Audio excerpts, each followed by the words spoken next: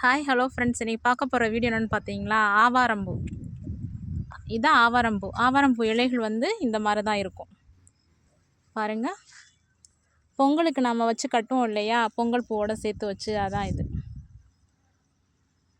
பாருங்கள். இதில் ஒரு பூச்சியை பாருங்கள்.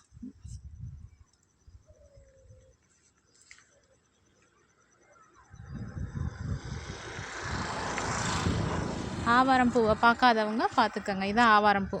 இது வந்து எதுக்கு நல்லதுன்னா, நம்மளோட தலைமுடி வளர்ச்சிக்கு வந்து ரொம்ப நல்லது. சுகர் இருக்கவங்க இந்த பூக்களை காய்ச்சியும் பருகி வந்தால் கொஞ்சம் கம்மியாக குறையும்னு சொல்கிறாங்க. நான் இது வந்து தலைமுடி வளர்ச்சிக்கு ரொம்ப ஏற்றது இந்த ஆவாரம்பூ. இந்த ஆவாரம்பூ பூக்கள் இருக்குல்ல, இதை நல்லா பறித்து காய வச்சுட்டு இதோட சேர்த்து மருதாணி, அவுரி இலை இதுகள்லாம் நல்லா காய வச்சுட்டு பவுட்ராக்கிட்டு குட்டி குட்டியாக வடை மாதிரி தட்டி எண்ணெய்க்குள்ளே போட்டு யூஸ் பண்ணிக்கலாம். ஹேர் பேக் மாதிரியும் போட்டுக்கலாம். முடியோட வளர்ச்சிக்கு சூப்பரான மருந்து இது ஆவாரம்பூ.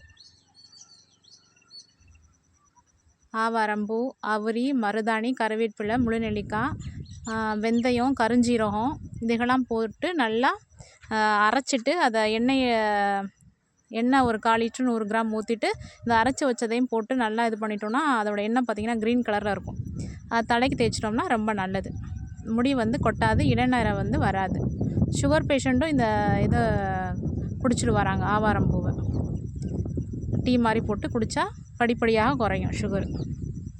அவ்வளோதான் ஃப்ரெண்ட்ஸ், இன்றைக்கி நம்மளோட வீடியோ. ஆவாரம்பூவை பார்க்காதவங்க பார்த்துக்கங்க. இதுதான் ஆவாரம்பூ.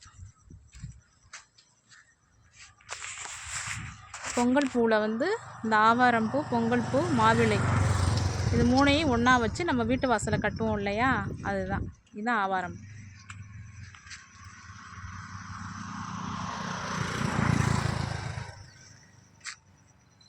அவ்வளோதான் ஃப்ரெண்ட்ஸ், ஆவாரம்பூவை பார்க்காதவங்க பார்த்துக்கங்க. அதனோட இலைகள் இப்படி தான் இருக்கும். தொடர்ந்து நம்மளோட வீடியோவை பாருங்கள்.